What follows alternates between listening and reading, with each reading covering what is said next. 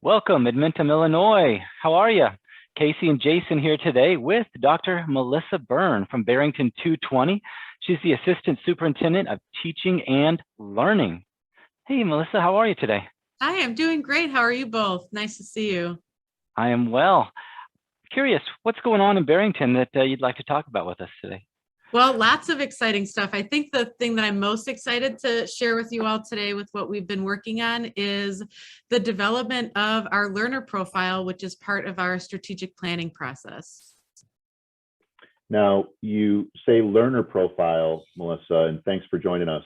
I know a lot of times in districts, at least now, that we hear portraits of a graduate. Maybe tell us a little bit about the differences and why in Barrington you decided to go with a learner profile. Yeah, that's a great question. So typically when we hear the term profile of a graduate, our minds go to who do we want students to be when they graduate or leave our system. So that implies that the importance is high school graduation. And we were really intentional when planning this process because we want to keep in mind the needs of all of our learners from when they enter our system as an early childhood learner through elementary school, through middle school and high school, as well as our transition program, and really preparing all students for post-secondary experiences and preparing them for what they need to know and be able to do and support them in doing that throughout their entire educational journey. I'm curious, as part of that stakeholder group, I know students are likely part of it. Do you have any anecdotes or stories of really meaningful student feedback or involvement in that process? Yeah, so we've gone through 3 unique phases with the learner profile. The first phase was a learner profile group of community members, staff members, and students. And the best story that I have to share with that is a student emailed our superintendent, Dr. Hutt, about his opinion on the importance of teaching life skills as part of the curriculum in the district. And then Dr. Hunt said, well, we have a great opportunity for you. We're launching our learner profile work. So why don't you come be a part of it? And I had the opportunity to spend the entire day with the student because he got to sit at my table.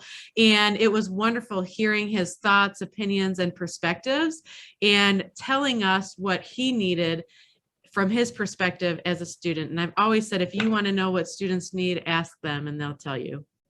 Yeah, I'm currently Melissa, living with a 15-year-old, and he is very clear about his thoughts and opinions. So I can see how that would be I can see how that would be the case.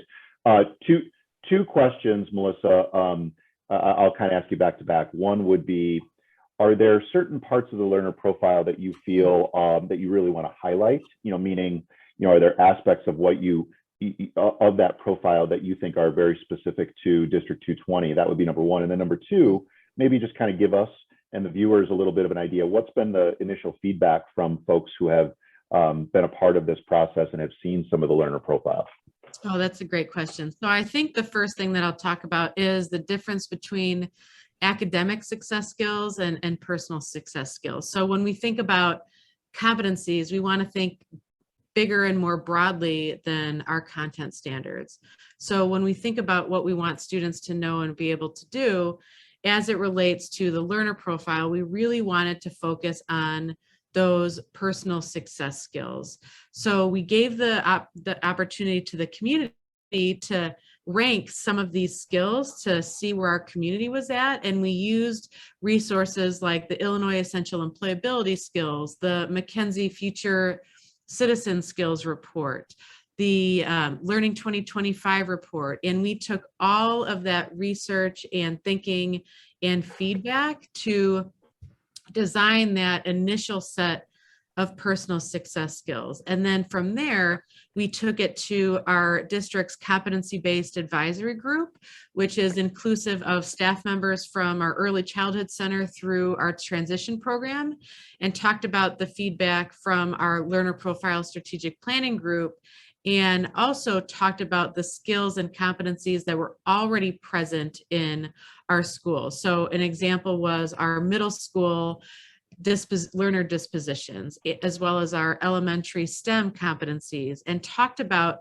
our learner profile skill recommendations, the middle school learner dispositions as well as the elementary STEM competencies, and came to a consensus are what are the personal success skills that we want to bring forward to our community, and saying these are the most important personal success skills that we can infuse into our curriculum and learning experiences for all of our students from early childhood through our transition.